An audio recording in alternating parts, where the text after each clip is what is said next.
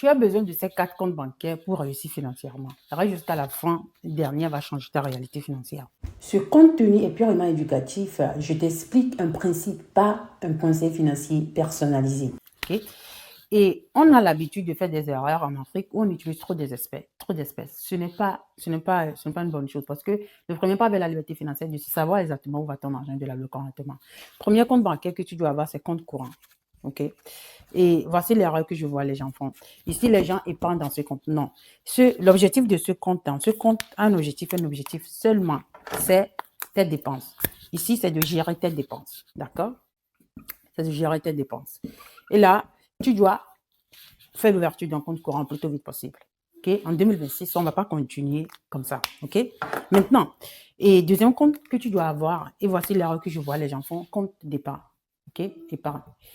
Ici, ce compte a 2 objectifs, dépendant de la manière que tu as construit ta vie.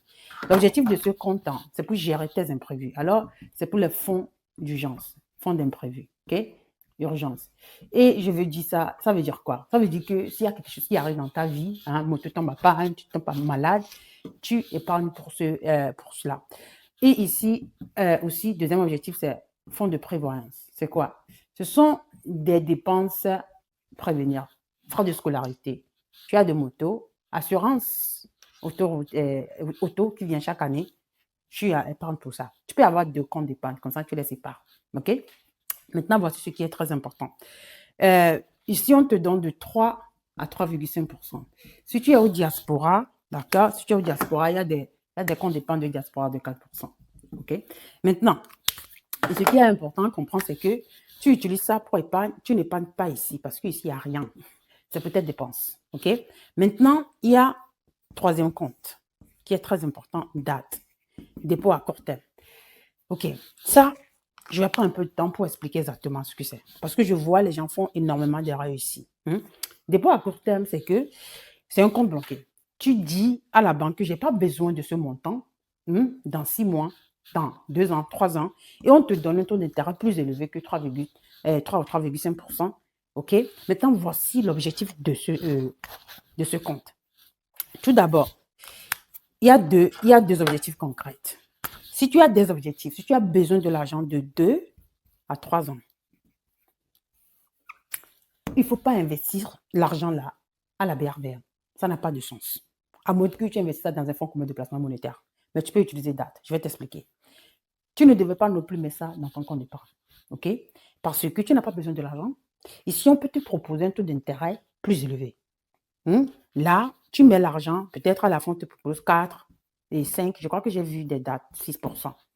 Et c'est bloqué dans cette période-là, de 3 ans. Tu n'as pas besoin de l'argent. C'est là, tu sais que tu auras ce rendement. OK? Deuxième chose, si tu as des salaires un peu plus élevés, tu gagnes 1 million, 2 millions, 3 millions par mois, normalement, pour les fonds d'urgence, tu devais avoir de 3 à 12 mois de ton salaire. Tu ne peux pas placer 12 millions comme ça dans ton fonds d'urgence. C'est un peu stupide.